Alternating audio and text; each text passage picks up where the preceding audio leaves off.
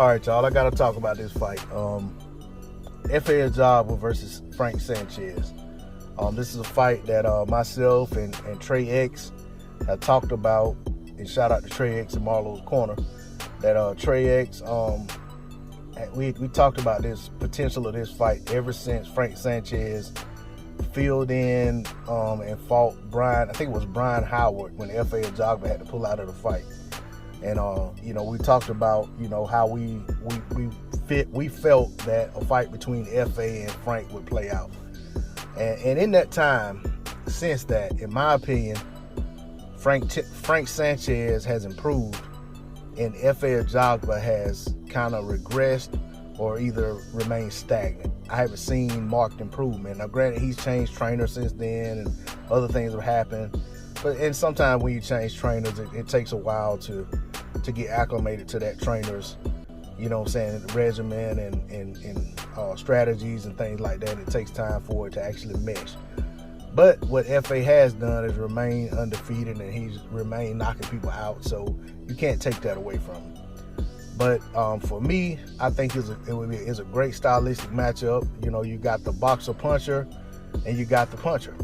FA does do a good job at times fighting behind the jab, but ultimately I think, and I'm gonna cut to the chase on this one. I think that F.A. Ajagba is too predictable. I think he's a little bit too stiff, and I think he's a little bit too confident in his power to beat Frank Sanchez. I think that while F.A. is walking around the ring, pawing with the jab and throwing out a lazy jab at times that doesn't get back home as quick as it should. While he's doing that, I think Frank Sanchez is going to be pretty much just racking up points on him. Like almost as if it's an amateur fight, just constantly touching F.A., touching, tough, and winning the rounds and frustrating. That's what I think.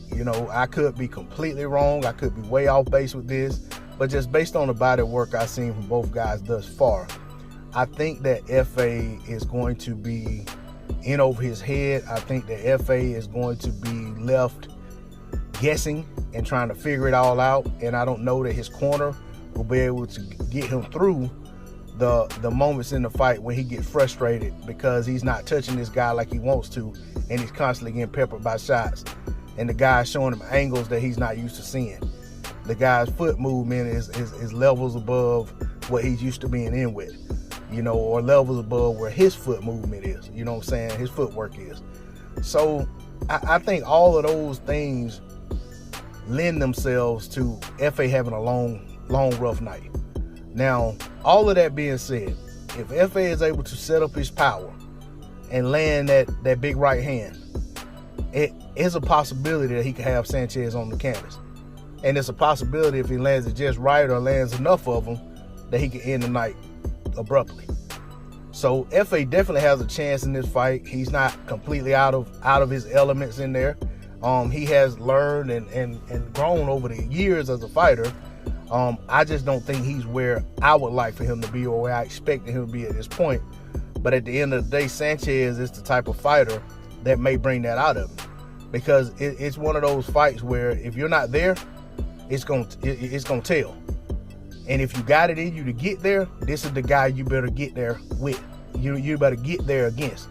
Because if all you're gonna do is be predictable and throw the same punches over and over and wait for a big shot, you'll find yourself down many rounds on the cards, needing a knockout. Probably by the 8th round, F.A. will be in a situation where he needs a knockout to win the fight, or needs several knockdowns to get back in the fight.